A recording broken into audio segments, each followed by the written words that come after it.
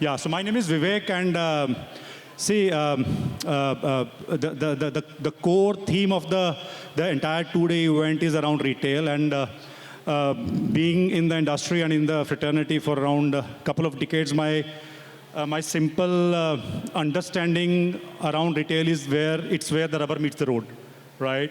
It is that moment of truth where each product or maybe service, meets its fate. A lot of companies, fate get written at the time of, the retail interaction between the customer and the provider.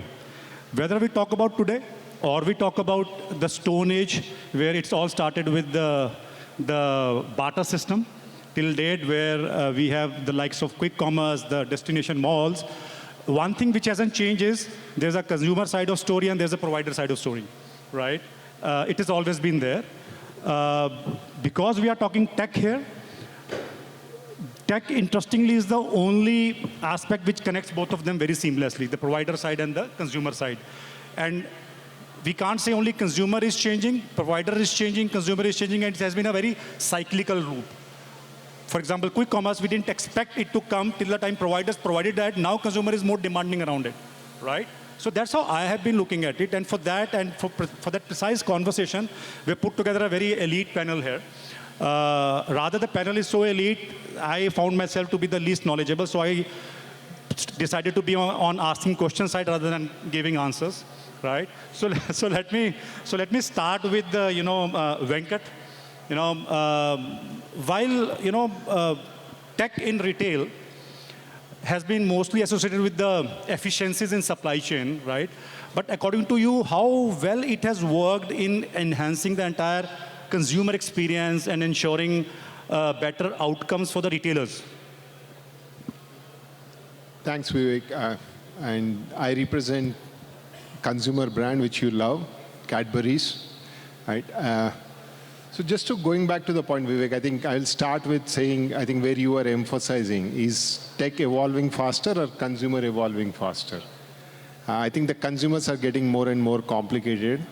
And to manage that complexity of keeping the consumers happy, tech has to evolve. If not, there is no way that we would be able to keep meeting what the consumers are today expecting to be delivered.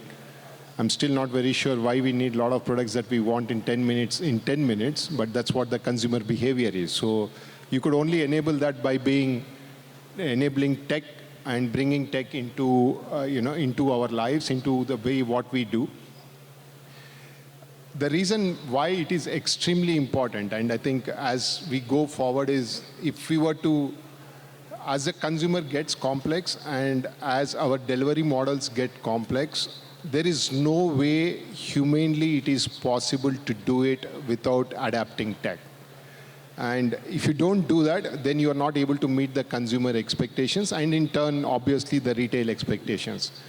So today we have gone to an extent of understanding the consumer at a city level. At one point of time, if we were to look at as a business, we would say, if you were to run a promotion, you would run it at a customer and a country level and anticipate what the demand would look like or what the consumer will be willing to pay for that proposition that you're putting forward today, right? But as the tech has allowed us to do today, so we almost look at what could a consumer at a different city level is able to anticipate and able to spend that sort of value for the proposition that you do and accordingly design those propositions.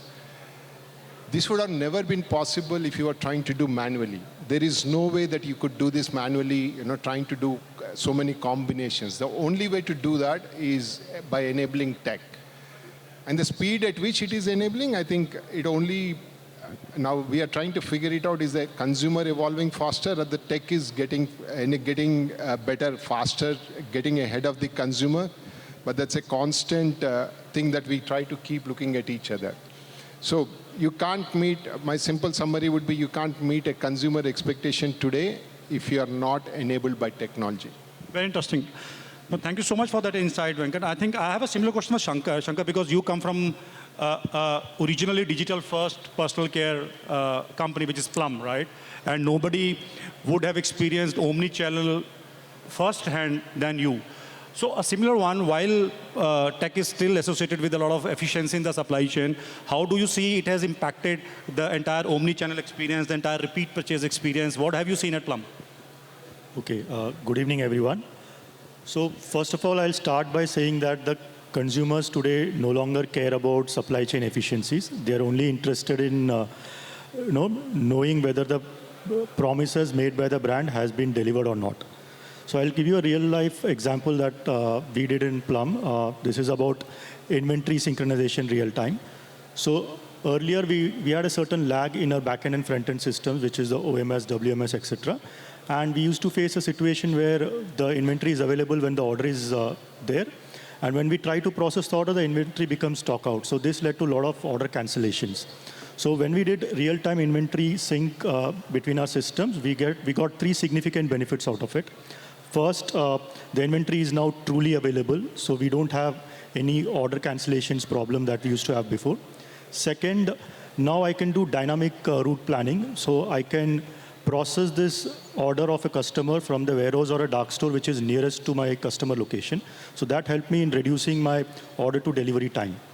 Third, now my marketing campaigns and supply chain inventory talk to each other. So I no longer run a campaign in any of the channels where I have low inventory. So that also has been improved now. So if I summarize, the outcome that we got was more synchronization between the front end and the back end teams. And I would summarize by saying this also, like real-time inventory visibility gives supply chain reliability. With reliability, you can gain customer trust, and trust is what grows the brand. Thank you. Thanks, Shankar. I think let me change the gear a bit. From the provider side, let me go to the moment of truth for a lot of us, which is Amazon, right? And Kishore, you come from a place which is synonymous with modern retail, right?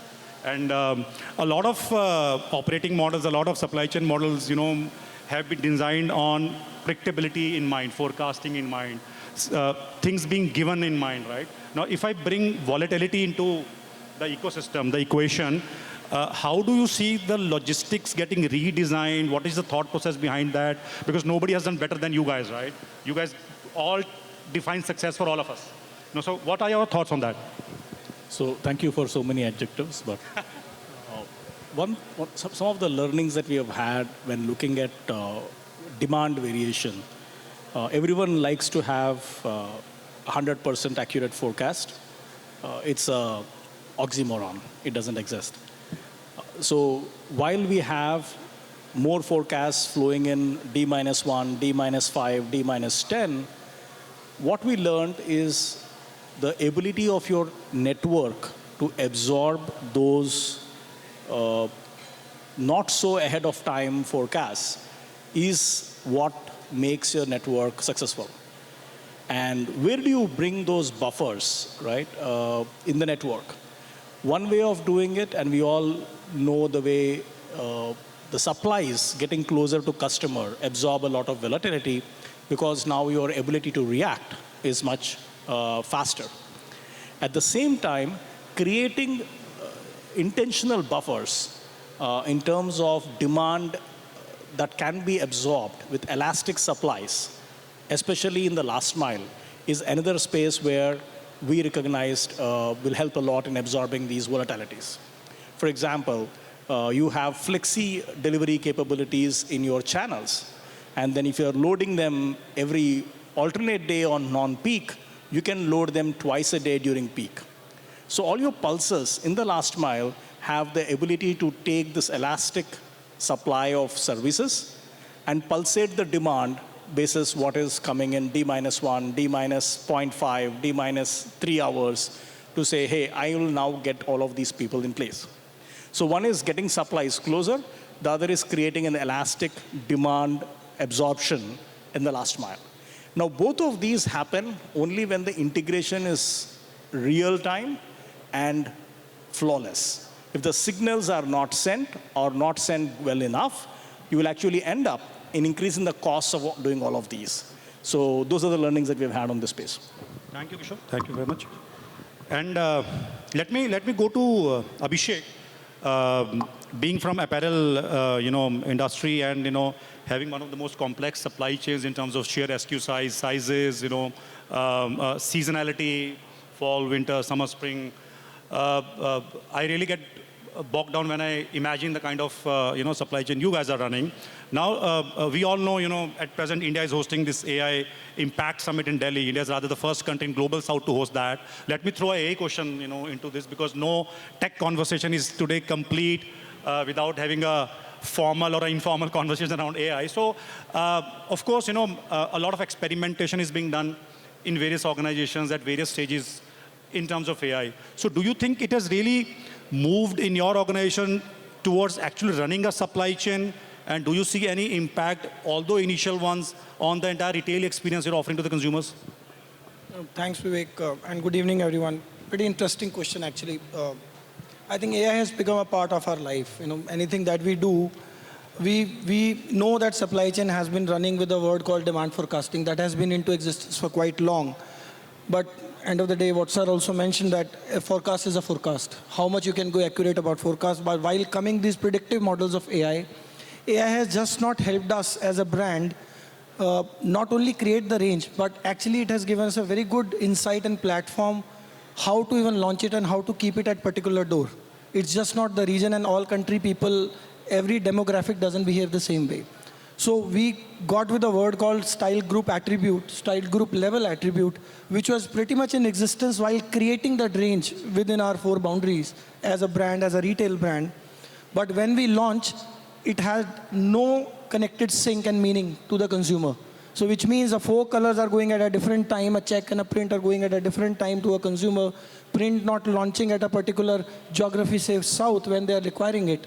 Now with this AI insights available, predictive analysis available, it helps supply chain also to prioritize and plan those so that they are getting manufactured in sync together, they are getting delivered together.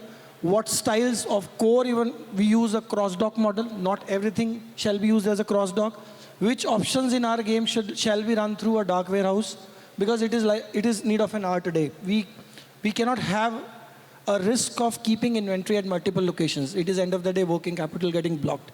With this help of AI, I will not say that it is replacing every human brain, but yes, it is ensuring fact-based decision making is happening, and you are taking conscious calls on the ground to service your consumer, because end of the day, consumer is of essence.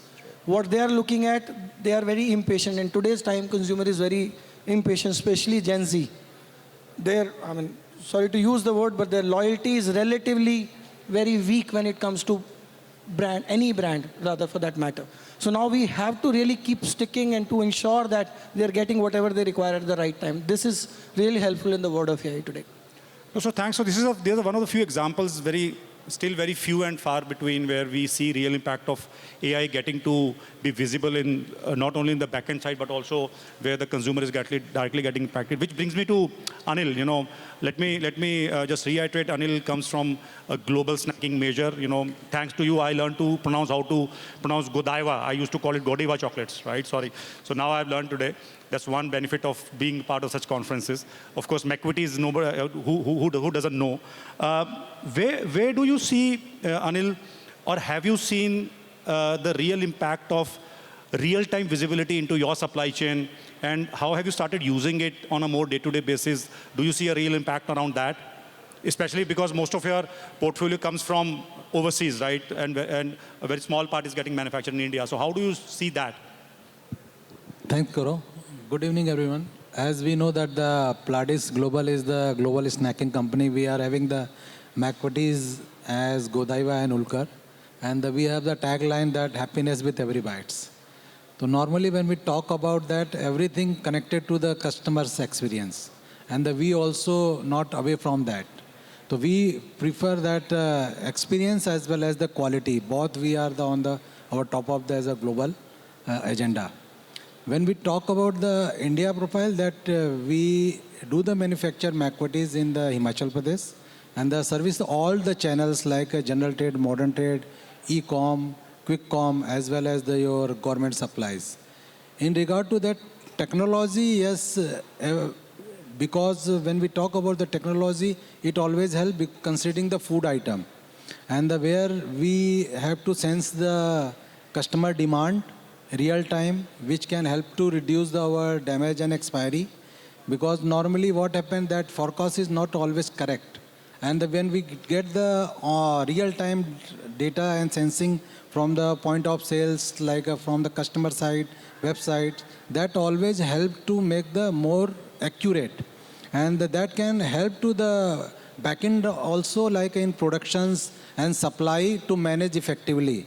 And second thing is that when we talk about the real time in the logistics, that also the great extent when talking about, earlier we were talking about the data about the where my shipment is. Now this time we get the data from the your different resources as a real time sitting in the office and know where my shipment and how we can see if anything is going wrong, what action can be taken. So real time can avoid all the over things of the old when we are having the firefighting with the transporter and the courier team where the shipment has gone. Third is that when we talk about the inventory, real-time visibility is also very helpful, because earlier we were not having the data and we know only when we get the stock reports and something. Right now, when all the nodes which in regard to the national distribution center, regional distribution center, your distributor point, what are the inventories lying, what are not moving fast, and what are the slow moving, how we can take the proper action. In that regard, the real-time visibility help properly to take the corrective action immediately, considering the food item, because everyone needs the fresh products in the markets. So I think in all the aspects, real-time visibility through the tech is enabled and helping to every business where we are also enjoying it. Sure. Shankar, I have a similar question for you also. Similar, I think. So how do you see real-time information like demand, like logistics, and how are you using it to help you make faster and better decisions, Okay. So one of the things that real-time data has given us is the confidence to take decisions. So I will talk about a scenario, how we were operating before and how we operate now. So before we used to work on a forecast-based planning and a weekly review for replenishment. This was a problem for us when we have any demand spike for a new product launches or during a sale event. Now with real-time inventory data being available, now I can see any demand spike, which is to the tune of 20-30% also for our hero SKUs, and I can immediately take action like replenishing or reallocation of stocks between the channels, or even trigger production if needed. So one of the old habits that we have left out is carrying excess stocks just to be safe.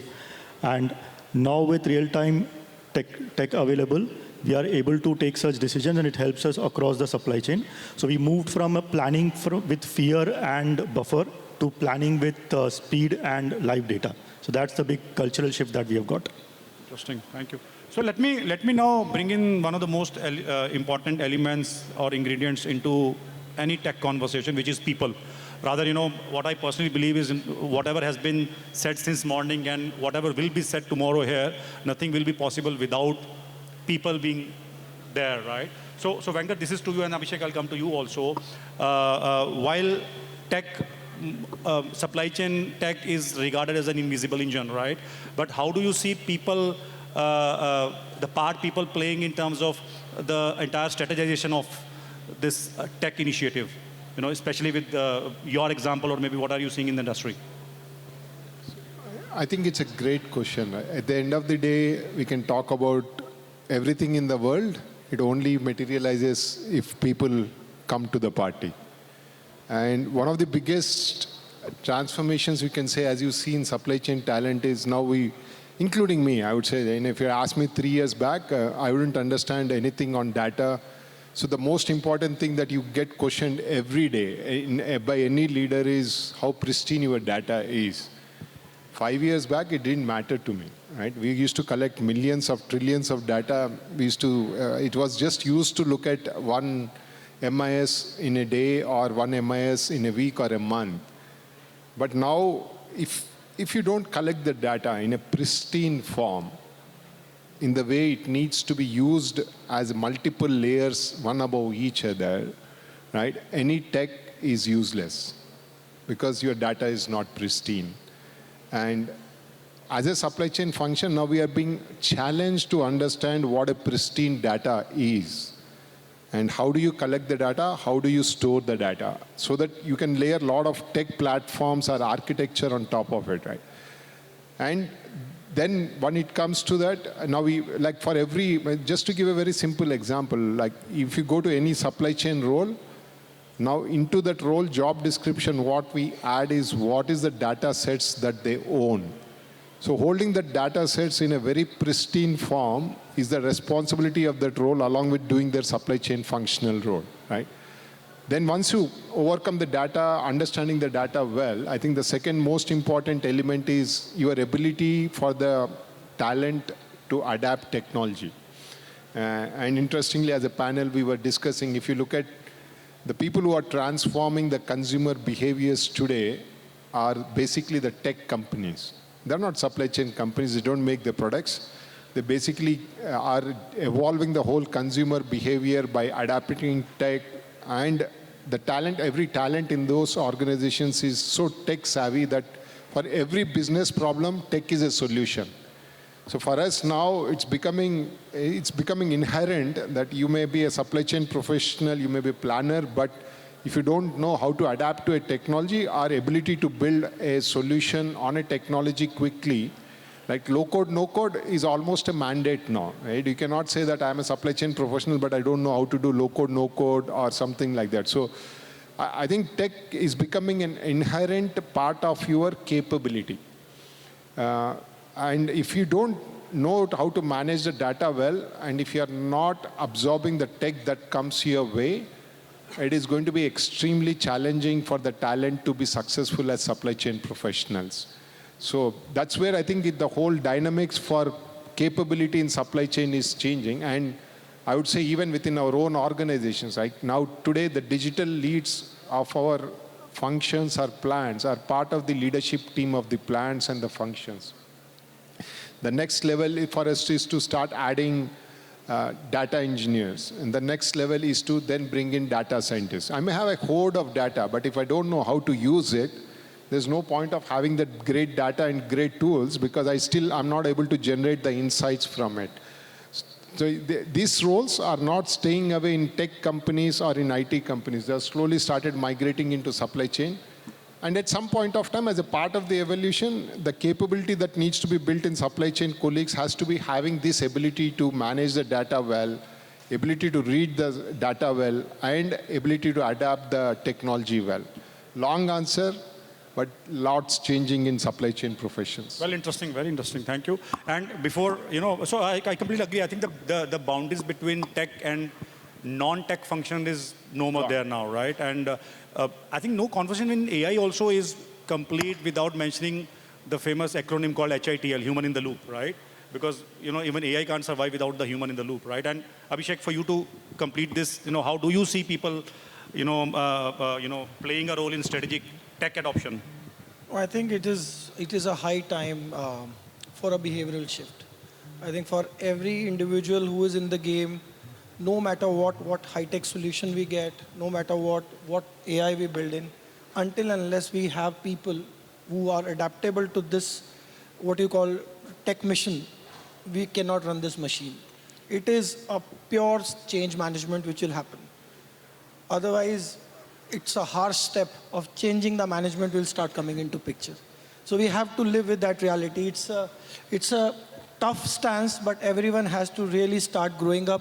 There was a time when IT industry used to be said, you have to keep evolving, financial sector, medical science. Now every field have to be keep evolving because tech is part of our life. Starting from our good mornings till the time we get to bed, we are associated with many technology. Even our house supply chain, so much is tech enabled now. I mean, our parents who used to go to the market and buy stuff today, they are so used to a Blinkit, Instamart, and Zepto, and so on.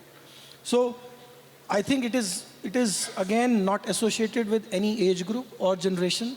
If we have to stay in the game, you have to be alive, you have to be to the pace of the tech adoption, you have to keep evolving and keep learning faster. Otherwise, tech companies making